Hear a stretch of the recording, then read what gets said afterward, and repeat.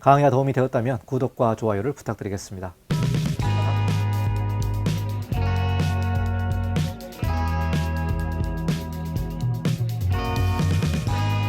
네, 안녕하십니까. 이건영 건축사입니다. 이번 시간은 다중이용업소 영업장 면적에 관련된 내용을 좀 공부를 해보도록 하겠습니다. 우리가 건축 실무함에 있어서 건축법만 보는 게 아니고 여러 가지 법령을 우리가 체크를 해야 됩니다. 우리가 건축 허가를 접수하게 되면은 여러 부서에서 체크를 하게 되는데요. 그 중에서 소방서에서 체크하는 부분이 바로 다중이용업소에 관련된 내용을 건축 허가 때 체크를 하게 됩니다. 자, 이 내용이 어떤 내용이냐? 커피숍, 식당, 제과점과 같은 이러한 영업장이 있는데요. 이러한 영업장이 건축법에서는 근린생활시설입니다. 근린생활시설인데 우리가 근린생활시설은 건축법에서 규정을 하고 있습니다만은 다중이용업소 같은 경우는 다중이용업소의 특별법에서 또 별도로 정의를 하고 있습니다. 그래서 우리가 근린생활시설을 설계를 할 때 건축법만 보는 게 아니라 이 다중이용업소에 관련된 특별법을 봐야 되기 때문에 그 규정에 맞춰서 설계를 해야 되는 부분이 되겠습니다. 최근에 저희 사무소에서 다중이용업소에 관련된 내용들을 설계를 해서 건축 허가를 접수했는데요. 소방서에서 이 비상구 규정이라든가 다른 규정에 관련된 내용에 대해서 좀 문의가 있었고 협의를 좀 했습니다. 자, 여기서 중요한 부분이 뭐냐면 다중이용업소의 이 영업장 면적에 관련된 산정 기준이 어떻게 정리되느냐에 따라서 건축법에서 정하고 있는 근린생활시설과 소방법에서 말하고 있는 안전시설 설치 부분이 좀 달라지기 때문에 이번 시간에는 건축법과 매우 관련이 깊은 이 다중이용업소에 관련된 내용들을 좀 공부를 해보도록 하겠습니다. 자, 그리고 상가 설계라든가 상가 건축에 관심이 있는 우리 자영업자분들도 이 관련된 내용들을 좀 보시고요. 커피숍, 일반 식당, 제과점 우리가 많이 사용하고 있는 이런 내용들을 좀 공부를 해보도록 하겠습니다. 자, 그러면 다중이용업소 영업장 면적이 어떻게 산정되는지 그 기준을 좀 살펴보도록 하겠습니다. 자, 다중이용업소에 관련된 내용들을 또 강의를 하기란 또 시간이 많이 걸리기 때문에 아주 개략적인 내용만 여러분에게 좀 설명해 보도록 하겠습니다. 제가 건축법 해설에서 다중이용업소에 관련된 내용들을 강의를 했기 때문에 그 영상을 좀 찾아서 여러분이 공부를 해보시고요.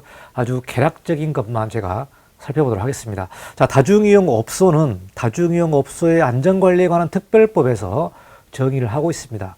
우리가 건축법에서는 다중이용시설이라는 게 나옵니다. 다중이용시설. 이런 경우는 조금 큰 건축물이죠. 16층 이상이라든가 연면적 5,000제곱미터 이상이 다중이용시설이고요. 다중이용업소는 말 그대로 영업장의 업소에 관련된 규정이 되겠습니다. 그래서 다중이용업소는 다중이용업소의 안전관리에 관한 특별법, 즉 일명 다중이용업소법에서 정의를 하고 있다. 이렇게 보시면 될 것 같고요. 자, 다중이용업소에 대한 종류가 어디에 나오냐면 다중이용업소법 시행령 2조의 업소의 종류가 상당히 좀 많이 나옵니다. 그래서 우리가 일상생활에서 많이 접하고 있는 영업장이 바로 휴게음식점, 즉 커피점이죠. 커피숍이라든가 이런 내용들이 이제 휴게음식점이고요. 자, 일반 음식점, 식당이라든가 뭐 술집이라든가 고깃집이라든가 이런 부분들이 이제 일반 음식점이죠. 자, 그리고 제과점, 빵집이 되겠습니다. 그래서 이런 내용들이 다 다중이용업소법에 해당이 됩니다. 그래서 이런 시설들을 설치를 하려면 다중이용업소법에 해당이 되는지 안 되는지 이 내용들을 좀 살펴봐야 되는데, 자, 이 세 가지 업종, 우리가 가장 많이 접하고 있는 세 가지 업종에 대해서 좀 간략하게 설명드리면, 지상층에 설치할 경우에 영업장 면적이 100제곱미터 이상일 경우에 다중이용업소에 들어간다. 이렇게 보시면 될 것 같고요. 만약에 지하층에 설치하는 경우 영업장 면적이 66제곱미터 이상이면은 이 바로 다중이용업소에 해당된다라고 보시면 될 것 같습니다.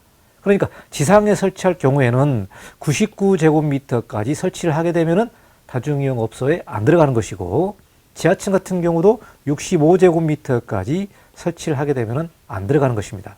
자, 그리고 이 영업장 외에 PC방이나 고시원이나 학원 같은 경우는 조금 대규모 학원이 되겠습니다. 이러한 용도의 건축물이 다중이용업소법에 해당이 되는 겁니다. 자, 그렇기 때문에 이러한 건축물을 우리가 설계를 할 때는 건축법 외에 다중이용업소법을 한 번 더 살펴봐야 되는 부분이고요.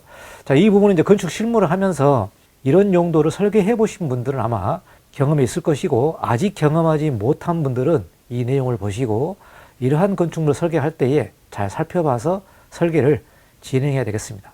자, 그러면 여기서 문제가 되는 게 뭐냐면 바로 이 영업장 면적입니다. 영업장 면적. 영업장 면적을 산정할 때에 현장에서 많은 혼란이 있었기 때문에 이번 영상에서 좀 명확하게 정리할 필요가 있겠다 해서 영상을 좀 만들고 있습니다. 그래서 구체적인 영업장 면적이 어떻게 정리되는지 좀 살펴보도록 하겠습니다. 자, 다중이용업소에 해당이 되면은 무엇이 달라집니까? 라고 우리가 물어볼 수가 있겠죠.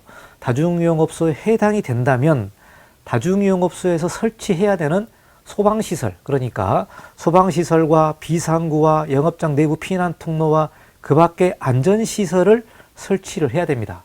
이게 바로 다중이용업소에 관련된 시행규칙에 나와 있는 내용인데요. 다중이용업소에 해당이 된다면 여기에 설치돼야 되는 바로 소방시설에 관련된 내용들과 비상구 규정이 나오기 때문에 이 부분을 우리가 제대로 알아야만 또 설계를 해야 되는 거 아닙니까? 그래서 여기서 말하는 다중이용업소에 해당이 된다면 소방시설, 그리고 특히 지하층 같은 경우는 간이 스프링클러나 캐비넷형 스프링클러 설치를 해야 됩니다. 이렇기 때문에 지하층 면적은 얼마 된다고 그랬죠? 66제곱미터 이상의 일반 음식점, 술집, 그리고 제과점 같은 경우는 다중이용업소에 해당이 된다. 그렇기 때문에 지하층 같은 경우는 스프링클러를 설치를 해야 되기 때문에 다중이용업소법이 상당히 강력한 법이라고 보시면 될 것 같아요. 특히 지하층 같은 경우는 직통 계단을 또 별도로 설치를 해야 되기 때문에 상당히 조금 설계하는데 애로점이 있다, 이렇게 보시면 될 것 같고요.